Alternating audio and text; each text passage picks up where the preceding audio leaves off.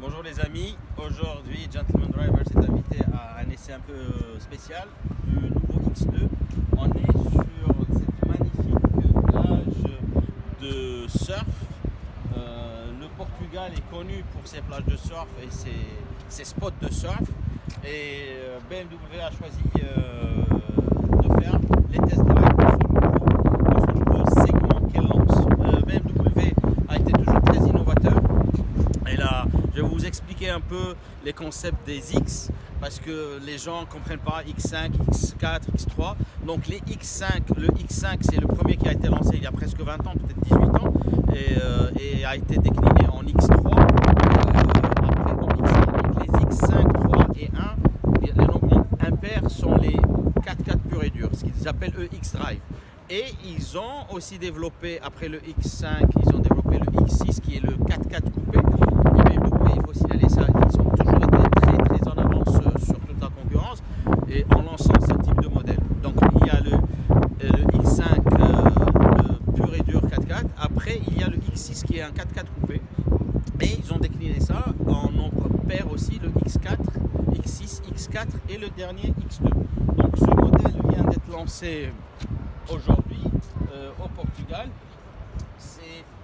Il est sur la base du X1, sur la base châssis X1 et mécanique, même mécanique parce il a un moteur de 120 chevaux, de 2 litres, 190 chevaux et 400 Nm qui est très bon, qui fait le 0 à 100 en 7 secondes 3 ou 7 secondes 4 et qui est très peu glouton, c'est très collant. Maintenant, la nouveauté c'est la signature électrique lumineuse en LED sur la voiture, la grille nid d'abeille, les deux haricots qui ne changent pas beaucoup avec la grille. Bon, sur des séries 7 ça se ferme, mais ce qui est normal ici ça se ferme pas. Quoi d'autre? On vient voir ici le flanc. La voiture elle est très proche du concept qui a été lancé en 2016 à Paris. Et c'était un des derniers concepts que Karim Habib, le designer qui a quitté BMW, faisait. Donc la nouveauté, c'est ce logo BMW ici. Vous ne le trouverez pas sur d'autres modèles, c'est le premier à faire, à revenir, parce qu'avant, dans les années, je pense, 60, on faisait ça, et là, ils ont fait un petit clin d'œil à ce type de signature sur la voiture. En plus ici le logo. Bien sûr ça c'est une finition haut de gamme, donc il y a le logo petit M là-bas.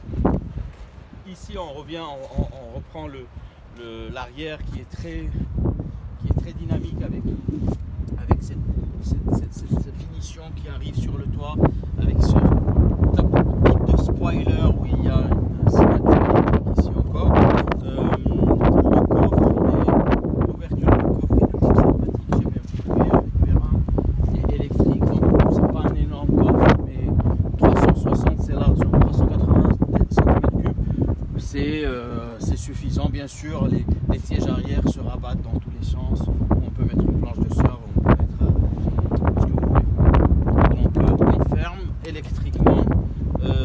J'aime beaucoup les deux sorties d'échappement qui donnent de l'agressivité à la voiture. La voiture, c'est le segment BMW le veut, un segment dynamique et jeune. C'est-à-dire que c'est ça aujourd'hui, c'est jeune, dynamique, sportif et actif. Les jantes sur cette version BMW met des jantes de 19 pouces. Bien sûr 4 freins à disque comme toute voiture respectable dans son segment, à ce segment de prix. Ici on reconnaît la signature lumineuse du clignotant dans les rétros. Voilà, grosso modo c'est ça de l'extérieur. La voiture est agressive, dynamique. On va faire tout à l'heure une autre petite vidéo pour vous montrer, essayer de vous montrer sa tenue de route et son comportement dynamique. Et donc restez connectés avec nous et à tout à l'heure. Merci. Rebonjour les amis. Là on est dans la voiture, on fait un petit test dynamique. Bon, sur autoroute, le parcours ne comprenait pas un test dynamique sur zone sinueuse, sur route sinueuse, mais déjà c'est pas mal. Les routes ici au Portugal sont très sympas. Donc la voiture de l'intérieur, elle est, même si vous rentrez dans la voiture et vous enlevez le logo, vous reconnaîtrez instantanément que vous êtes dans une BMW, parce que bon, ce type d'intérieur, ce tableau de bord, c'est BMW, c'est son cachet aujourd'hui et tout le monde reconnaîtra BMW, même avec ce nouveau volant, un peu le tableau de bord, ce nouveau écran qui est énorme pour ce type de voiture. Donc à l'intérieur il y a un peu de carbone, très sympa au toucher et très joli aussi. C'est du plastique mais renforcé de très bonne qualité. C'est très allemand et BMW a réussi à faire quelque chose qu'on faisait que sur le cuir et sur une double couture sur ce type de revêtement qui est le plastique rembourré et renversé, et ça fait presque effet cuir. C'est pas cuir, c'est le fait d'avoir cette double couture comme ça. Encore, c'est du velours, hein. Il n'y a pas de cuir sur cette lame. Bon, il y a sûrement du cuir si vous voulez en option ou sur d'autres versions M ou un truc comme ça, mais sur cette voiture qu'on essaie, c'est du velours biton jaune et noir. La 7X2 reprend le pommeau de vitesse qu'a BMW électronique qu'elle a développé depuis plusieurs générations et années. Bien sûr, la molette qui reprend toutes les fonctions du GPS à la conduite dynamique, aux médias.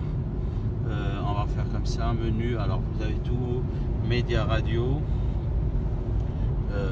Bon, alors ce que je signale aussi, c'est que la sono sur cette voiture est exceptionnelle. C'est du Harman Kardon et je peux vous dire, malheureusement là c'est des informations, mais la musique elle est bonne. Donc si plus tard il y aura une chanson, on pourra mettre un peu le volume plus haut.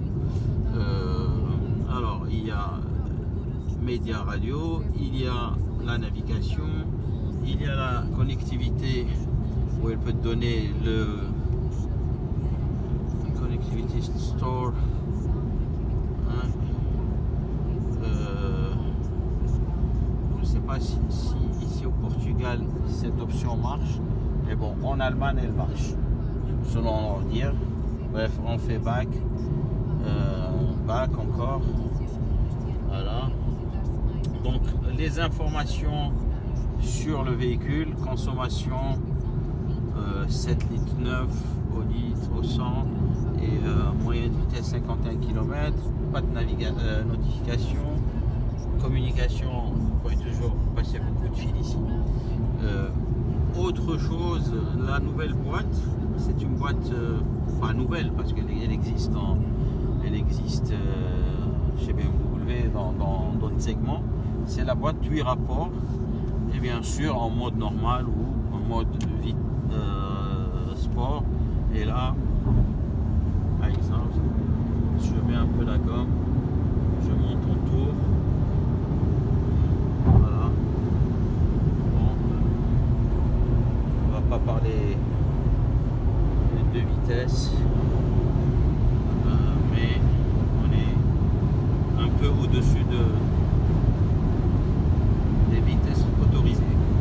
Hyper réactive. 8 rapports, c'est vraiment pour l'économie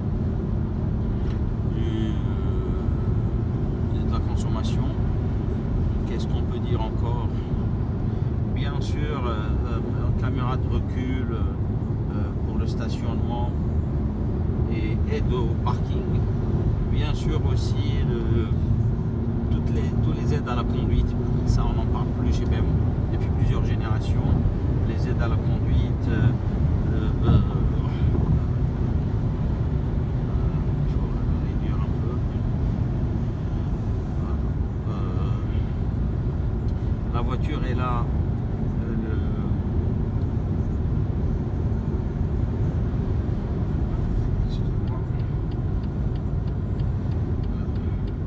Alors ce que vous voyez pas chez vous, parce que on n'arrive pas à le voir du siège passager, j'ai en face de moi l'affichage tête haute qui indique et le kilométrage et la vitesse et le GPS aussi, c'est-à-dire il m'indique à moi sur le pare-brise la vitesse à laquelle je roule et le GPS quand est-ce que je dois tourner.